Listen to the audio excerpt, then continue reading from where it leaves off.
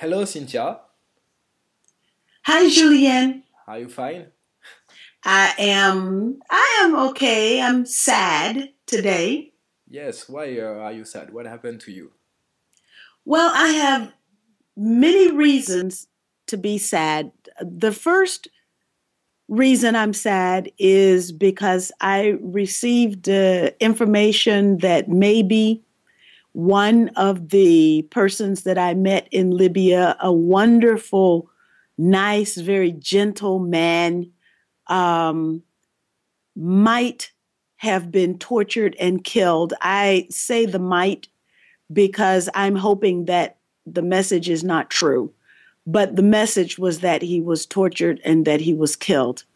And I'm getting too many of those kinds of messages. But um, this has caused me to think and to reflect on the people that I know inside the United States who say that they are progressive. They say that they are anti war. And then when they were given the opportunity to show that they are anti war and to show that they are progressive, they ended up supporting President Obama's policy against Libya. And so now we are getting reasons for the murder of Muammar Gaddafi from Jabril, saying that he knew too many secrets of too many leaders and of too many other countries, and that's why a person is killed. Um, videos, recent videos of blacks still being, or people with Libyans with dark skin still being tortured inside Libya.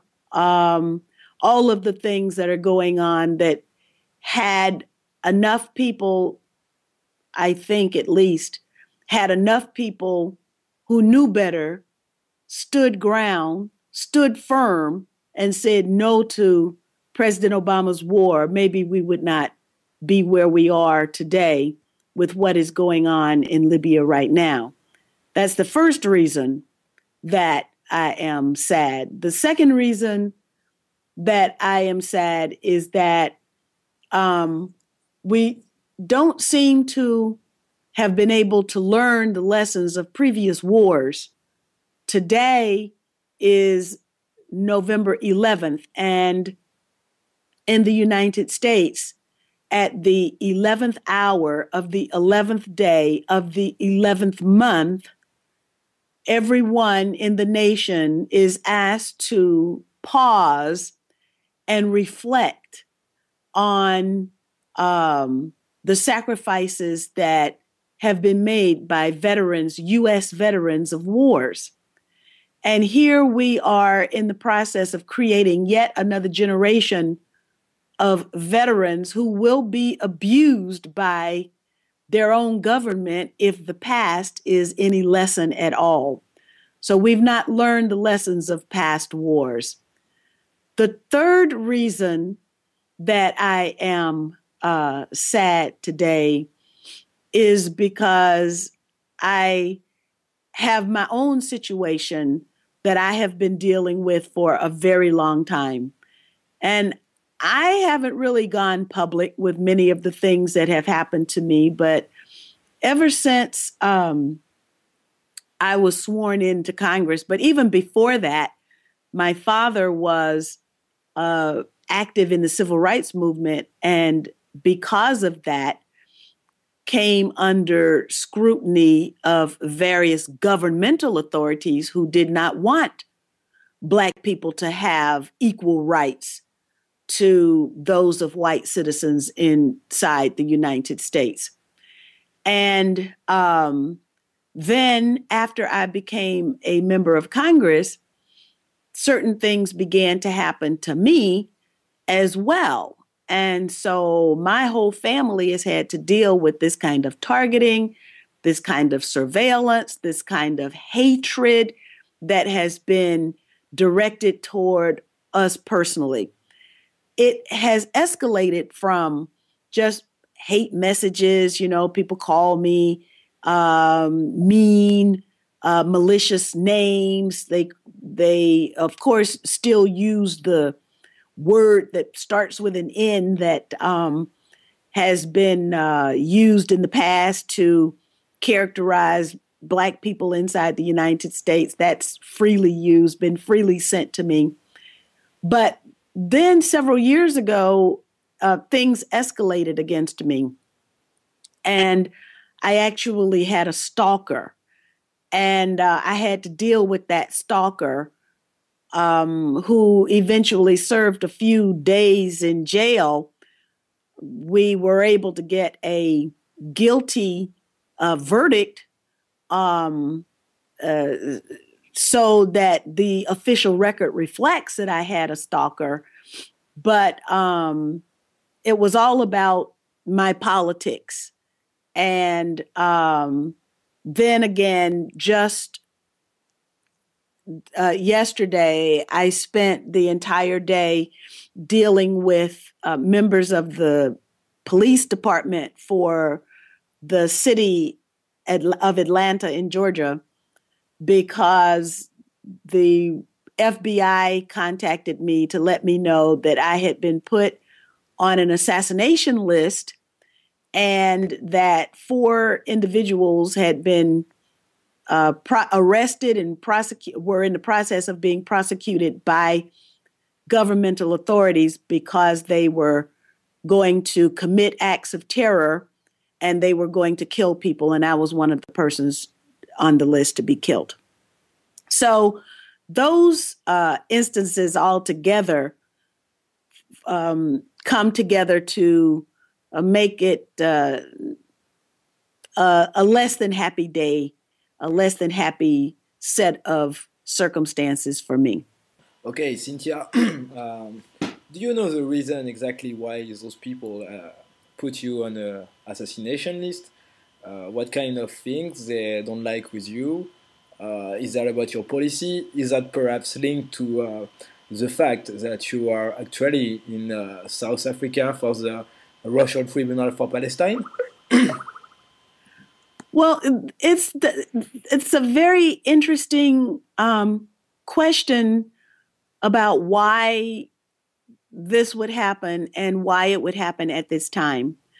I can tell you from my previous experience with the stalking incident, which somewhat it was shown in the documentary that was done about my life, American Blackout. And it showed how at my home, I have to live with all of my blinds closed, my windows, the curtains closed, because I've had people, when I look out the window, I have found people with cameras taking photographs inside my house. I've been outside and cars, vans ride by, and there are people inside with the van door open, and they're videotaping my house. And this was something that was done quite frequently. And we were never able to run down. This is while I was in the Congress. We were never able to run down who the perpetrators were because they always had license plates on the cars that didn't match the car that the license plate was assigned to. So these were people who were just intimidating me. And I had every reason to believe that this intimidation and harassment was a part of the group of, how can I say, people who were associated with the so-called art students. And I don't know if you're familiar with that problem that the United States had, but there were art students from Israel who were present in the United States, and they were going around and they were videotaping various places of interest. They were visiting people's homes and taking photographs of people's homes. They were videotaping nuclear installations, nuclear power installations. They were videotaping military installations. It's all been written up by Fox News' Carl Cameron, and it's the story is available on the internet under Fox News. Carl Cameron, spy Israeli art students or something like that.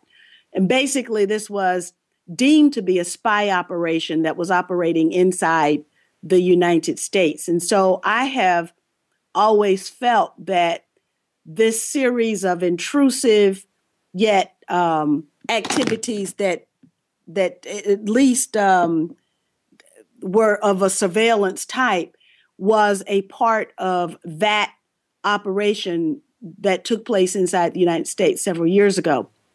Okay, Cynthia, just a question.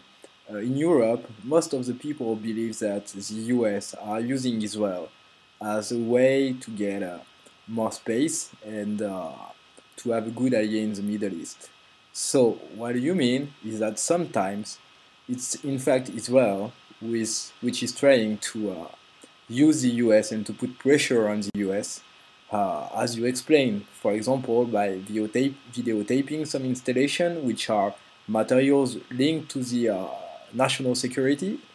Can you elaborate about this? Can you explain to us how much the Israeli lobby or whatever is important in the US? The Israeli lobby is very important in the United States. Right now, we are seeing a very intense effort on the part of pro-Israel partisans inside the government and inside very important think tanks to impress upon governmental leaders, and more important than that, probably, is public opinion on the importance of fighting a war against the people of Iran. That is what is being promoted now. Now, the fact is that a war against Iran is not in the interest of the United States, but there is tremendous pressure being applied literally as you and I speak to get the United States involved in such an aggression. The sad fact is that the President of the United States has transferred bunker buster weapons that we recently just found this out, that those bunker busters were transferred to Israel. And so we have pronouncements from the Israeli leadership that they would much rather have the United States perform the aggression against Iran than for them to have to do it.